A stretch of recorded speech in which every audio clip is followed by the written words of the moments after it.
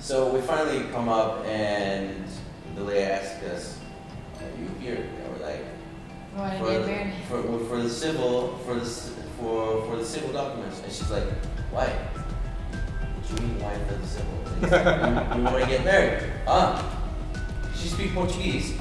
She's like, "No," but she's like, "Yeah, we're not gonna see you." Yeah. And I'm like, "Excuse me? Yeah, the Miss Deputy is not gonna have time for you. You might as well just leave the rest of the house." Yeah.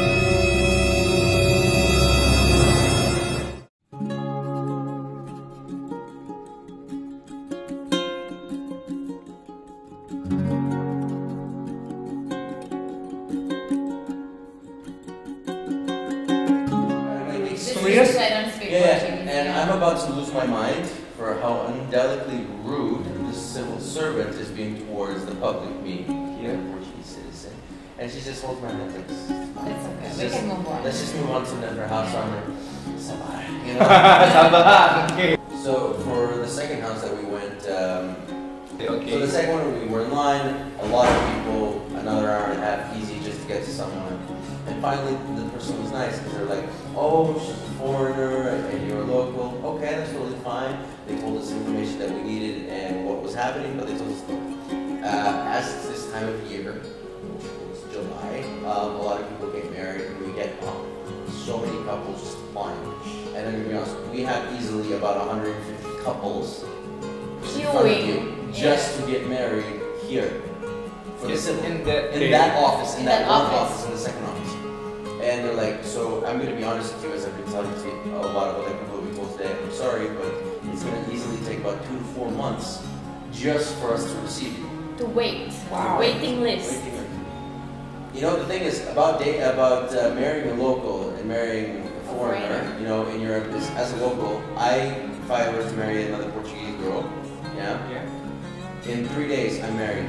You can even go online. You don't even need to show up. You just post your ID number online, you have a password, you're married. It's kind of easy, yeah? Yeah, you just print out the document, there you go. Because it's a marriage by law. Yeah, and because of the whole foreign situation, because it's they go through a process to prove that you're married through love and not for, you know, matrimonial convenience, you know, for special education of documents and blah blah blah. They make it complicated just so you're like, make sure. We arrived to the third house after the whole day. I'm going in a panic of stress, you know, because something that bureaucracy just makes it complicated for something so easy. We get there and we're waiting, and there's this really old lady, you know, who's getting her ID done, and she's taking forever to take a photo. This woman is like 80 years old. Just to take a photo, it's like you're not gonna look any different. You know what I mean? And another hour and a half, and the lady's, I'm like, listen, like, "Excuse me, is anyone here besides you working?" And she's like, "I'm sorry, my child, why are you here?" And I'm like, "For the civil, and just to make sure, because we want to get married." And she's like, "Oh, but I'm sorry, this is not the zone for the civil to get married. This is for divorce." So apparently we've been queuing and waiting for an hour and a half to get divorced rather than to get married. So everyone around us is laughing and laughing, you know, the young couple, and it's like, "Where do I have to go?" She's like, "Just go down the hall." We went and we met this guy, and we were talking to him, and he was like, "Tell me about your story. What makes you so different from everybody else?" And I was so annoyed. Yeah, literally like an interview. I was so annoyed. Like, you know what? Cards on the table. I just told him our story, how we met in Switzerland, what we spent our time there, and our studies, and then we met my family, not our first time. We showed him the visas, and he saw the documents from Indonesia, and the documents from Indonesia have a 6-month expiration date, of which were to expire. All documents, ya, jadi semua dokumen yang dilegalisir oleh negara, Kemenkumham, Kemenlu hanya 6 bulan. Jadi setelah 6 bulan harus ulang lagi dari awal. Okay. Jadi kalau semuanya dia menunggu 4 bulan di sana, berarti atau mungkin 6 bulan, berarti kan sudah expired. Tidak bisa berlaku lagi. These documents in February.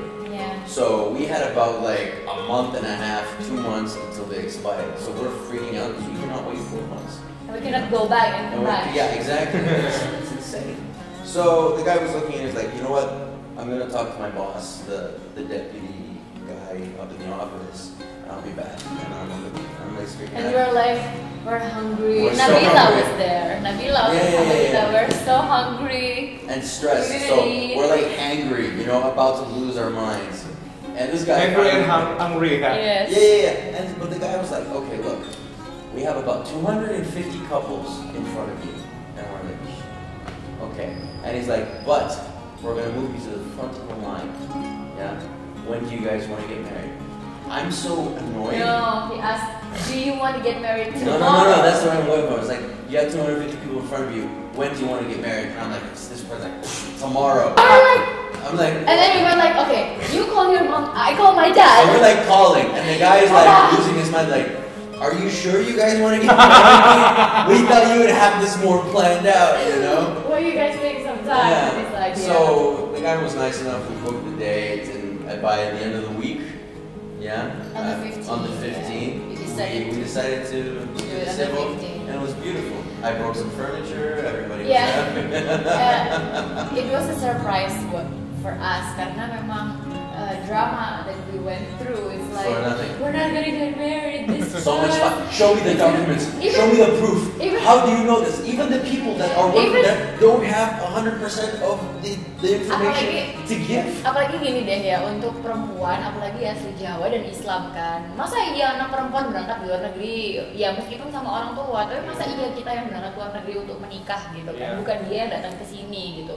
Nah, oke, disetujui, nggak masalah, ada alasan kuat kenapa kau mau menikah di luar negeri. Nomor 2, masa iya anak papa nunggu di luar negeri nganggur-nganggur 2 bulan sama lelaki yang belum dinikahi? Apa kata orang gitu kan? Jadi waktu itu dramanya itu banyak banget hanya untuk meyakinkan kepada orang tua bahwa ya ada plus dan minusnya gitu loh. Jadi pada saat ditanya mau menikah besok tah dan bisa menikah langsung cepet itu kita nggak bisa ngomong apa-apa, kita it was speechless. Yeah. We were speechless. So stressed out, and throughout these past few months we've had like so many fights about just documents, you know, where to get this, how do we get this, we don't know, we ask, How to nobody explain knows. my family? My embassy in Jakarta is at point sometimes useless because they don't know. Her embassy in Lisbon, the same, nobody knows. Okay. And we have to go out and find this information by ourselves. And it's so many documents at the end of the day that it makes you like think like I'm an expert in marriage. Now, Yeah. you know, like, I could be a marriage lawyer. It's for people who wants to get married with the Who they- document wise. Get married in Portuguese law, so it's like never second wives. Itu adalah alasan Always- guyonannya ya, always 50-50 alasan guyonannya kayak married. gitu ya. Kalau di luar negeri cuma 1 soalnya, Oke, jadi nggak boleh lebih dari baik, 1. baik.